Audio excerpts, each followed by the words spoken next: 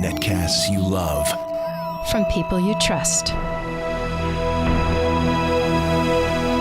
This is Twit. Bandwidth for Triangulation is brought to you by Cashfly at CACHEFLY.com.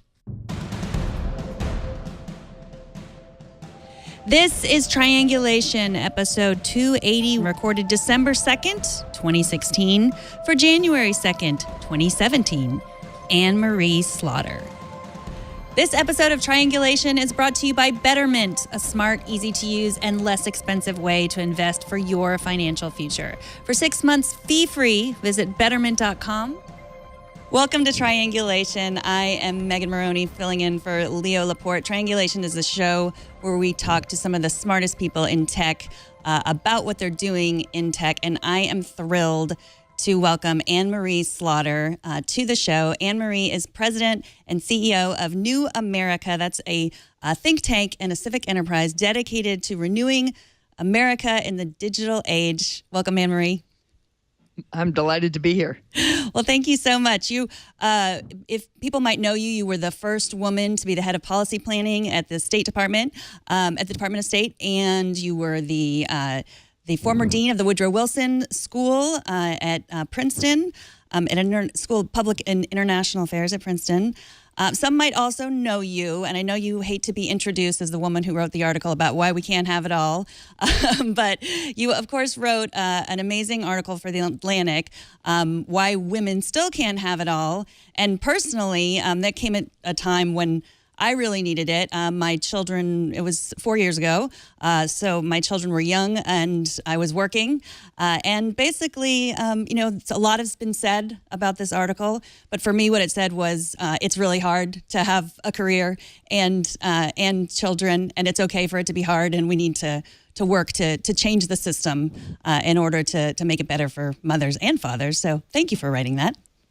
I should say, you're welcome. I should say, I don't mind. I love being introduced as the woman who wrote the article. The only thing I get upset about is the message of the article was not, you can't have it all. The message of the article was, we need to make a lot of changes to make it possible. So the still can't have it all was supposed to be, here's all the things we still need to do because it is so hard. And many people, though, read that as women can never have it all. Women can never have what men have. And that's where I say, no, my whole life is dedicated to the opposite proposition. Exactly. And I think that that's what I took away from the article. Didn't make me back down from my career or my family. Yeah. And yeah, I mean, it was a story that I needed to hear because you said, this is an unintentional lie that a lot of people are saying, like, I'm fine. Everything's fine. Right. Exactly. So let's start with the New America Foundation. What's the mission of the New America Foundation? So we actually dropped foundation. We just call ourselves New America, which right now I'm feeling very good about because we need a New America. So New America is the mission is renewing America in the digital age. And it was founded in 1999 with the understanding that digital technology was going to revolutionize our lives in the same way that industrial technology had. And that as with the Industrial Revolution, when you have that kind of change, you upend the economic system and the social system, and that was going to create lots of problems, and we needed to be thinking ahead as to how we were going to remake the social contract, remake our economy, remake a lot of our institutions. And that's a long process. The digital revolution, got started in the 1990s. We're still in the early phases. If you think about the Industrial Revolution, of course, it took a century or more to work its way through. And so what we exist to do is to really think big, about ideas beyond ideology. We have Republicans and Democrats. We don't even call them that. We think of just people who think from different perspectives. We're also all about combining technology and law. So if you're solving big problems like how are we going to remake our educational system, how are we going to get jobs, how are we going to have benefits and care for our families, the solutions are not only going to be legal, they're going to be digital. So we believe a lot we have actual software engineers sitting next to lawyers and policy experts. And the last thing we do is we really believe in being beyond the beltway. We think a lot of American renewal is coming from cities and towns across the country after this election. A lot of people are very pessimistic. The sort of idea is, no, we really are in a bad way. New America thinks actually there are a lot of problems to be solved, but if you actually go to a lot of the smaller cities around this country, you can see people taking hold and trying to fix problems while not waiting on the federal government. Yeah, it really seems like this election has showed us that we are in a time when we're really moving from an industrial society to an information society. And of course, we used to be an agrarian society. And when we moved from an agrarian society to an industrial society, we had a civil war and yes. things were not so great. Do you think that something like that has to happen for us to really move from an industrial society to an information society? I think it's impossible to get there without social and economic conflict. We certainly hope this time around that won't be armed conflict. So the last time around, you're absolutely right. In the United States, there was a civil war. In Europe, there were revolutions across the continent. And then we had a world war. And a lot of that world war was in part, countries that were empowered through the Industrial Revolution. They had empires. They fought with each other. Of course, we also had communism. Marxism grew out of the poverty that the Industrial Revolution left, wreaked on so many factory workers. So I think it's impossible to make this kind of transition without conflict, but the question is, can we avoid, obviously, either civil war or, God forbid, global war? But the kind of populism we're seeing right now on the left and on the right in the United States, but also in Europe, that's the same kinds of movements you saw in the late 19th century. And at its best, it gave rise to progressivism. At its worst, it gave rise to some really nasty stuff, anti-immigrant parties, anti-black parties, the same kind of, the world is falling apart and it's their fault that you're seeing again now. I think we really see it in the tech industry just because the tech industry started with computers and hardware and making things, and now it's so much just information. And a lot of those jobs we see are going away. We see truck drivers and, people in factories, and their jobs are really threatened by technology. But we seem to be moving that way. Is there any way to move into... Is there any work that you all are doing to protect those workers, to figure out what's going to happen to all those workers that their jobs are going away by automation? Well, we're certainly trying. And I have to say, when you look at people across the country, truck drivers are the biggest job category in the majority of states for men. And so you can imagine the uncertainty they feel. But even my sons, who are college educated, or at least in college, they don't know what careers they're going to have, and I don't know what to tell them. So if you think of that, even among people who are highly educated and privileged, then the uncertainty that many people feel across the country is completely understandable. We've got a project on the future of work. It's called the Shift Commission that we're doing with Bloomberg Beta on the future of work, workers, and technology. And we're looking at different possible scenarios. So I'll give you a more optimistic one, because there are plenty of pessimistic ones. The more optimistic one says a lot of the jobs we know now, whether blue collar or white collar, any job that can be automated will be. Any routine job that a machine can learn will be automated. But here are the jobs that won't be automated. Think coaching jobs. So already, if you think about life coaches, executive coaches, athletic coaches, in the arts. If you think about athletes have coaches for life, and a growing number of people in business are getting life coaches. And you think about therapists of all different kinds, physical therapists, but also mental therapists. And then you think about caregivers. And this, of course, intersects a lot of the other work I do. There's a care explosion. As the baby boomers age, 10,000 a day, we all need care. We desperately need care for our children because, of course, both parents are working. And so we need to enable families to care for each other, but also child care. So there's a big explosion in care jobs. And then finally, teacher jobs, because education is going to become lifelong. And lots of people are going to be able to teach in different ways without all the kind of having to be in either colleges or universities or even schools that are now. So the most optimistic scenario we see is that instead of making things, people will be providing services to each other. But to make that work, you need things like portable benefits.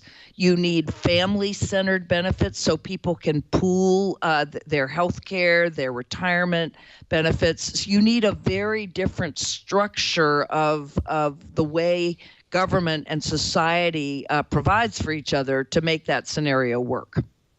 And how do we get there? Well, again, I mean, I'm really serious that if you look at where we were in the late 19th century, it was laissez-faire government. I mean, there were not even regulation of the number of working hours, much less health conditions. Workers were completely exploited.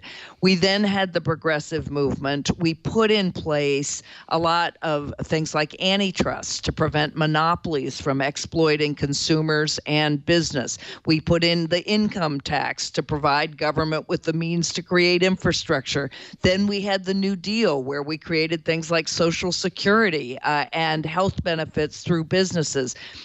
That was enormous change. We're going to need a lot of the same kind of change. And the question is, are we going to do that? Are we going to create that change for all Americans? Or are we going to continue on the path we're on, where some Americans are doing extraordinarily well, reaping the benefits of the information economy and the platform economy, and millions and millions and millions of others really don't see a future for themselves? So it's going to take really wholesale change, and I think a lot of people sense that. That's one reason I think they have voted for Barack Obama, who promised hope and change, and this time for Donald Trump, who promised radical change, although in different directions.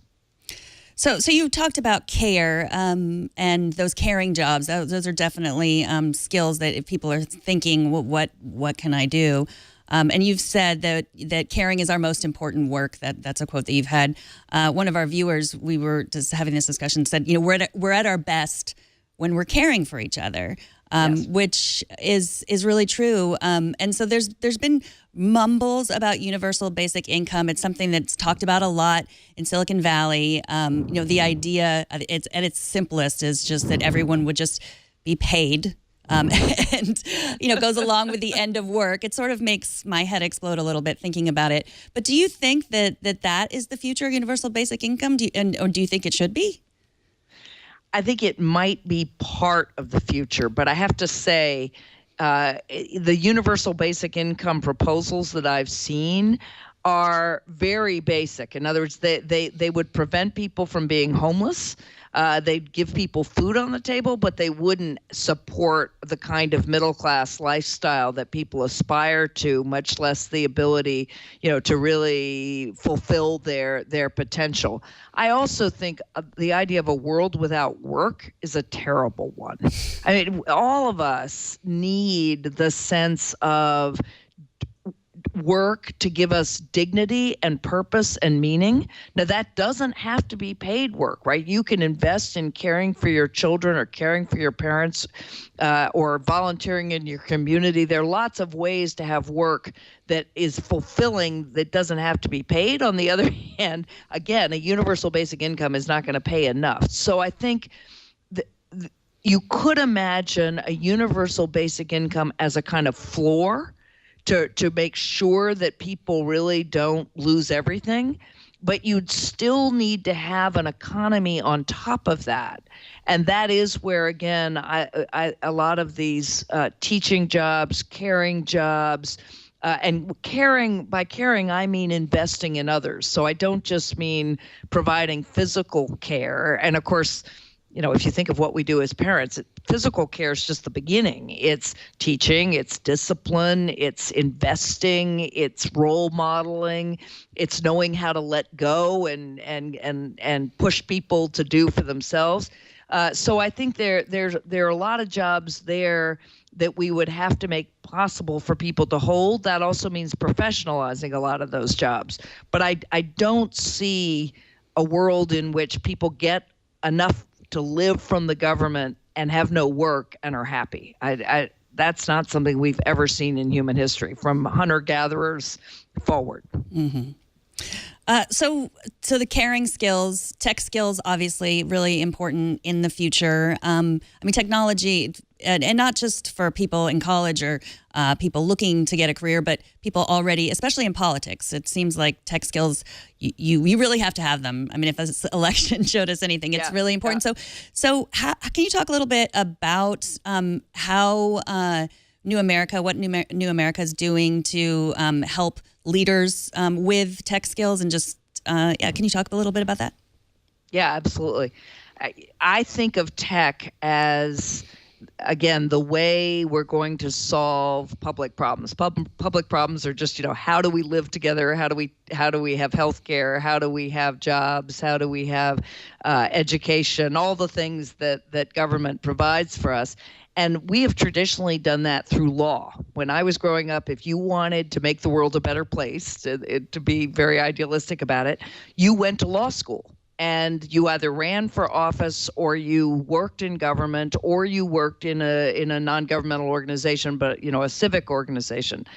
Today, we still need lawyers, but we need technologists just as much. We need people who can think about how to create a platform that will create jobs, or how to stop government from surveilling you, or how to hold government accountable, or if you're in government, how can you deliver government services efficiently using technology? And those people are what I call public interest technologists. Just like we have public interest lawyers, the people who argue great Supreme Court cases, but also the people, again, who pass laws or remove laws, depending on what needs to be done.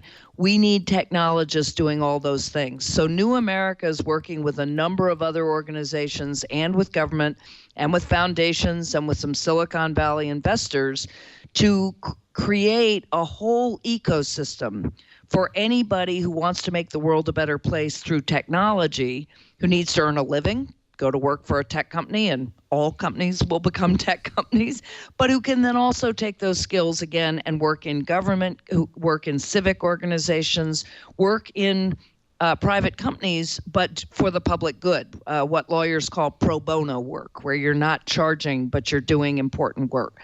And we need that entire ecosystem so you should be able to go and get a computer science degree and marry that with a policy degree. And you should be able to work for a firm, but then go into government, or as I said, go into a social enterprise or a non-governmental organization.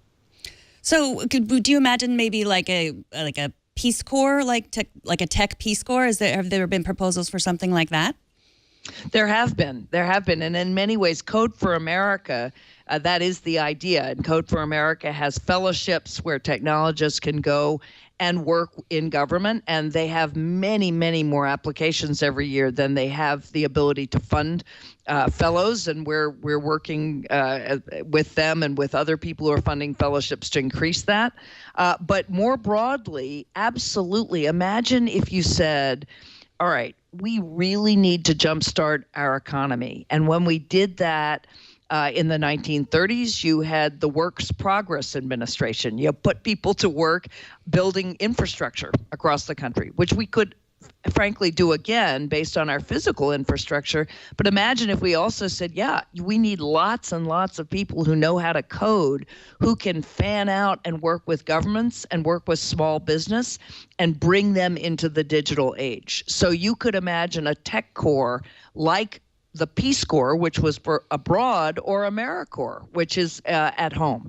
And I think there's enormous potential there. It also has the advantage of diversifying the tech world, because frankly, right now you look at Silicon Valley or Silicon Alley, it's not exactly diverse, but lots of people of color, from different minorities, women who think, hey, wait a minute, I can use these skills not only to make a great living, but to work on issues I'm passionate about in the public sphere. I think they would be much more attracted to coding careers and design and project manager careers, because it's not just all coding, of course. I mean, because you really do see that in Silicon Valley, like you see the apps that come out and the services and the social networks that are really, like you said, they're often catering to that non-diverse workforce of people in Silicon Valley. Yes. But then you do see like Mark Zuckerberg and Eric Schmidt and people, once they've gotten to a point in their career, in their service, then they start giving back. Yes. Is there a way to compel people earlier than that to be able to create these services that you're talking about, being involved in like a tech Peace Corps, instead of making another app that lets you, put unicorn ears on your head and take a selfie? I love that image. Yes, the fastest way to order pizza. So I think there is, and again, some of this is the initial culture of tech. Like, again, the culture of law. When I got into law in the 80s, the traditional legal career had been you go work for a fancy firm and you help corporations figure out, how to navigate the law.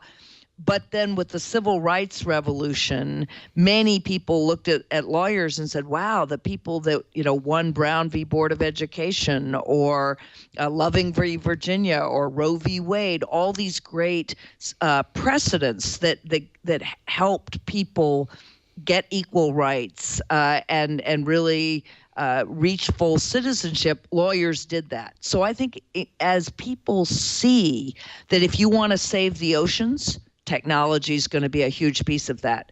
If you want to find ways to give people in systemic poverty ways out, finding education and training that is part tech and part interactive and human, that's going to be a big piece of that.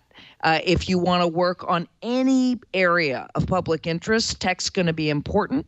I think you're going to see people again going into tech to do that. I also think you're going to see people who are already in tech before they've made their millions, thinking, I want to do both. I want to be making the best living I can. Maybe I want my startup.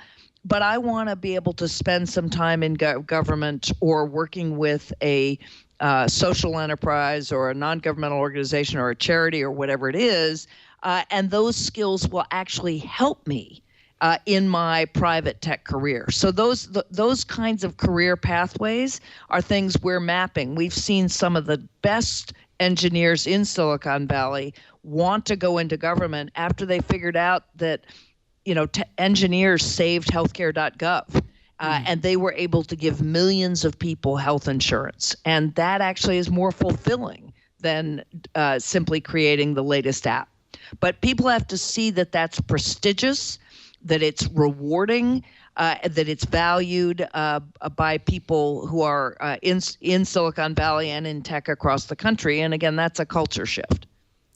And obviously, a lot of this has to start way earlier for kids. I mean, right from the beginning. And we see, we've been hearing about the digital divide for a decade at least or longer. But now, it's coming up in different ways. Like a lot of people just have mobile devices at home. People aren't having computers. So then a lot of the social services don't look, you can't access them on a mobile device. It's coming up in all kinds of different ways, and especially in education and what schools are getting fast internet access and what aren't.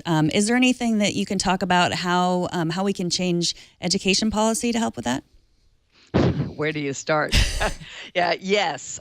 So there are, again, many different ways. And this is where, people like me, from the point of view of just talking, look, we have got a education system, K through 12, that was designed in the 19th century. It ends at 3:00 and we get out for the summer. This is insane. This is not working. And I think in 10, 20 years from now, education will be far more personalized. Kids will still go to school in various ways. I'm not saying everybody's going to sit in their homes. I think that would actually be terrible. But it's going to be much more integrated with experiential learning. It'll be much more personalized. You will likely have people who have access, who go to school, who are online in school with teachers who are guiding them, and then also taking time out of school. So, instead of the traditional field trip, actually kids being exposed to different careers much earlier. That's starting to happen in some high schools that will integrate apprenticeships of various ways. But what you really have to change is the idea that school is this thing you do K through 12, or if you go to college from 18 to 22, 18 to 20, 18 to 22. Instead, it's not school. It's education, and education is going to happen lifelong. So people are going to get re-educated many times in their lives, and they're going to intersperse that with work. It's going to come from many different sources. So if you think right now, you have a high school degree. In your town, there is a need for digital skills, coding, other skills. You can go to a coding boot camp or a other way of teaching you digital skills.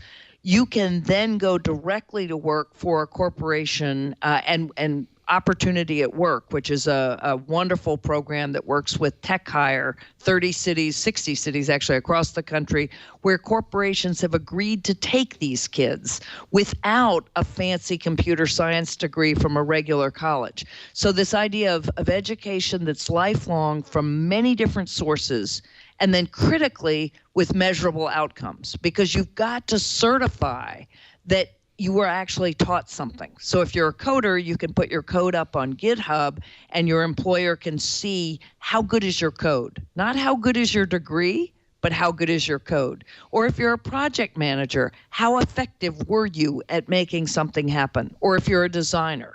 So really, this whole notion that education is something that happens in school is going to look as outdated as, again, in the agricultural era, education was something that happened only in apprenticeships, and then, in one-room schoolhouses. So we're going to have to really retool it quite radically for the digital age. Mm-hmm. This episode of Triangulation is brought to you by Betterment. Make sure you and your family are set for financial success with Betterment. Betterment is the largest independent automated investing service, managing more than $5.5 billion, over 180,000 customers. Their portfolio is designed to achieve optimal results at every level of investment. And there are no minimums to sign up. Betterment's goal-based investing framework and advice algorithm will let you know if you're on track in just seconds. Betterment's automated investing comes at a fraction of what you would pay for traditional financial services.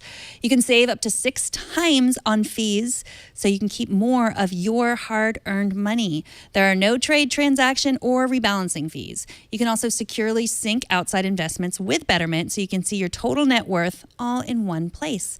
Through diversification, automated rebalancing, and lower fees, Betterment customers can expect 4.3% higher returns than a typical DIY investor. Smart deposits allow you to automatically invest excess cash so you can keep your goals on track. Every time you make a deposit or receive dividends, Betterment will intelligently rebalance your portfolio. They'll do it all for you. Betterment's task loss harvesting will help lower investment taxes and increase after-tax returns.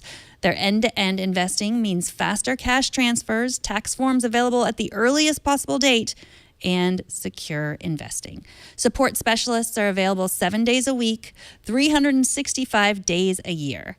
Investing involves risk. Right now, get up to 6 months fee-free. To learn more, visit betterment.com. That's betterment.com. Betterment, investing made better.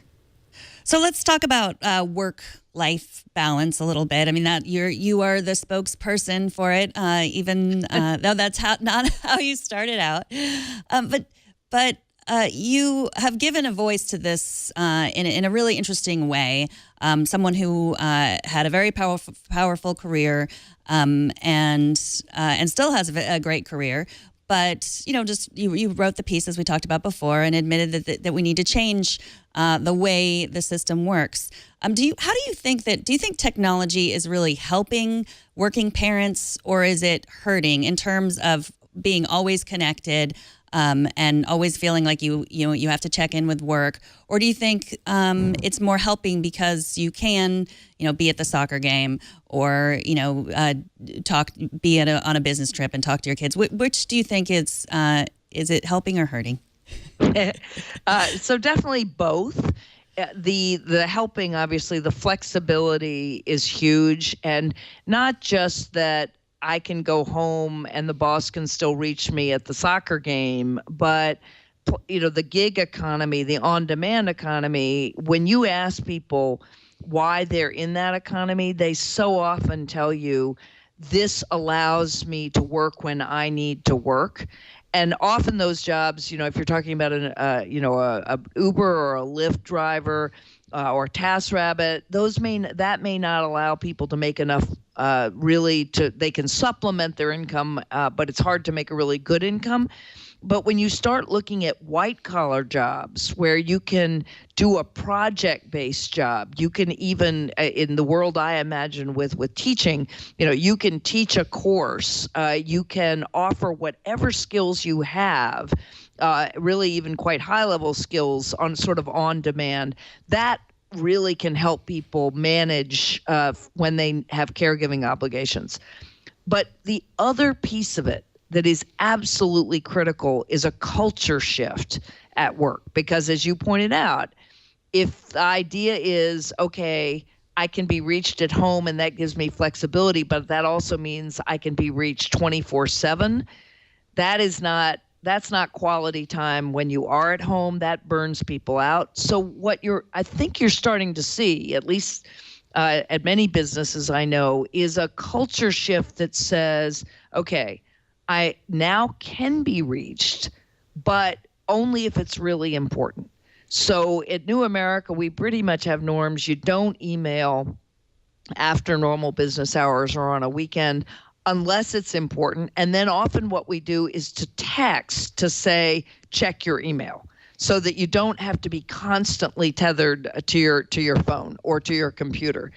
And, part of what I argue in this book I wrote, Unfinished Business, is we have plenty of evidence that says that really getting real downtime, even when that downtime is, there you're with your kids, it's not that you're not actively engaged or working or putting a meal on the table or putting them to bed or working with their homework, but you're changing it up. Your mind's doing other things, and that actually makes you more productive than working around the clock. And there are obviously jobs that will always have longer hours than other jobs, but even those jobs, you do need to have a break. Otherwise, you just can't be productive. Well, yeah, you talk about jobs that require longer hours, and there's also that jobs that have no temporal flexibility is the term. Just like being a lawyer, being a CEO, like these jobs that are harder for have in the past been harder for women because they have to be there Right. And it, the bigger question is, why isn't it also harder for men? Why the idea is that why aren't men are feeling that the same, that they want to be with their family too, instead of having to spend most of their time at work. And so you brought up the gig economy. And Right. you would think that is the promise. Like these gig economy jobs are not. You're not a lawyer. You're not a CEO. But then you mentioned also that they often don't make enough money to support your family. It's very flexible, but So can you talk a little bit about that? I mean, the gig economy and its effect on workers. Yes. So the first thing to say is there is a white-collar gig economy too, right? There are many, many, many platforms now where if you're a lawyer, you can work on a project basis. So you can get paid this nearly the same you would get in a firm, but without being in a firm, you can work from home, or you can say, I'm going to take on this project and work very hard for this while, and then I'm going to take time off. That's true for coders. That's true for executives. There's actually in LA, there's a platform called Rent a Boss, right? So people who are just really good at getting things done. That's increasingly true for accountants, even for some medical jobs. So the idea that it can't be done white collar, that's not true. And then places like Upwork have any number of kinds of corporate jobs that, again, you can get on a freelance basis, and the freelancers union too. So this is something I think we're going to see in white collar as well as blue collar work, and it is very promising. But as you point out, as long as those jobs are for women when they have children, or women when they have to care for their own parents, that just deepens male-female inequality, because that's then, the man still works full-time, the woman, is working on a project basis.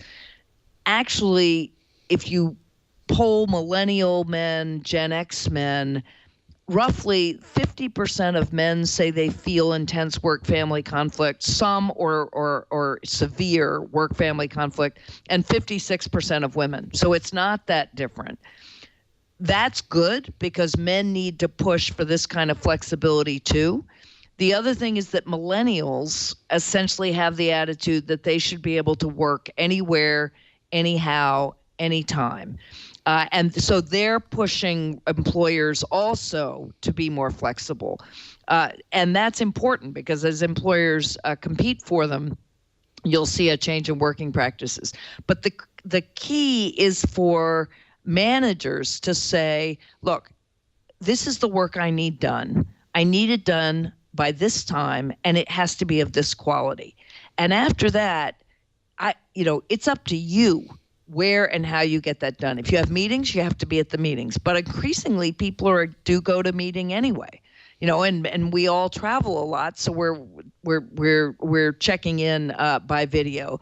But it's up to management to change that idea of this idea that the person who sits in the office longest is working best. Judged by results, not by presence.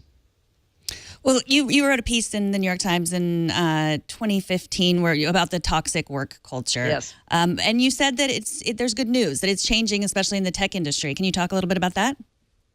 Well, it is, and it is and it isn't. So on the good side, I think the tech industry is leading on things like family leave. And when people like Mark Zuckerberg take paternity leave, that sends a powerful signal. The idea that you can work from wherever you are is definitely prevalent in many startups and even the bigger tech companies.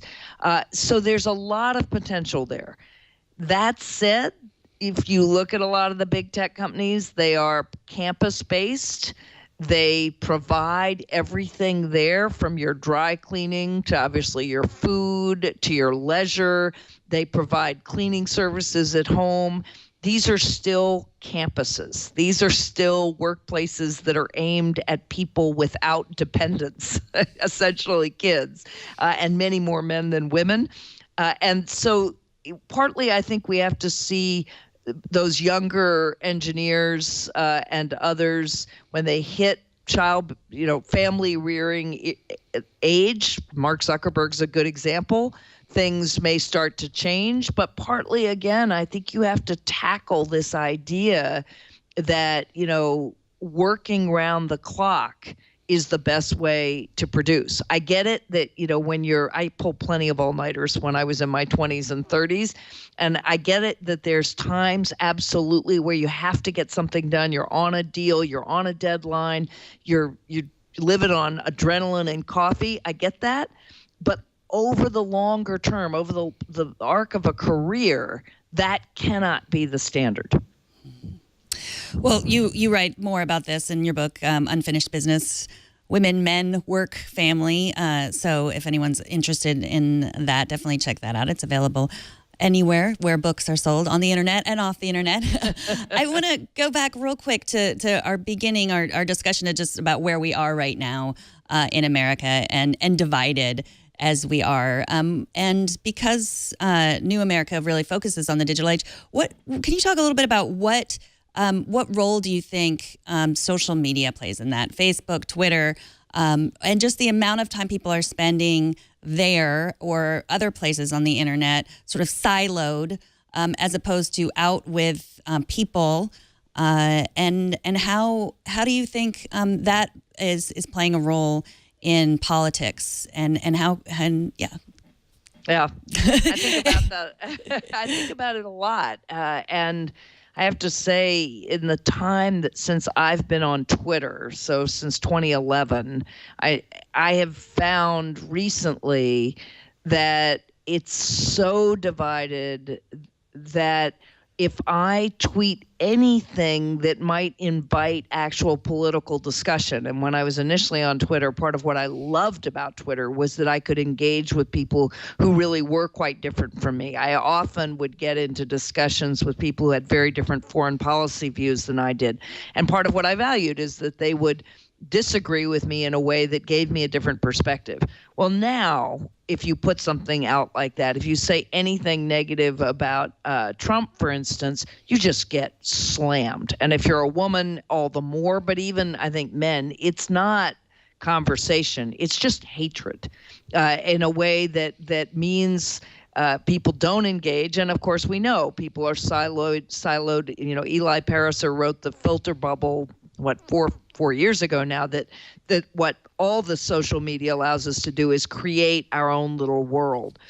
I do think we've got to find something that is in between, traditional news, where we're not ever going to go back to Walter Cronkite and everybody watched 3 networks, but there has got to be a way that people of multiple political persuasions, different demographics, can have some common base of both reality and conversation. And I expect that entrepreneurs in media are going to try to find products where what I still think is the vast majority of Americans. Remember, independents are the largest single group of American voters.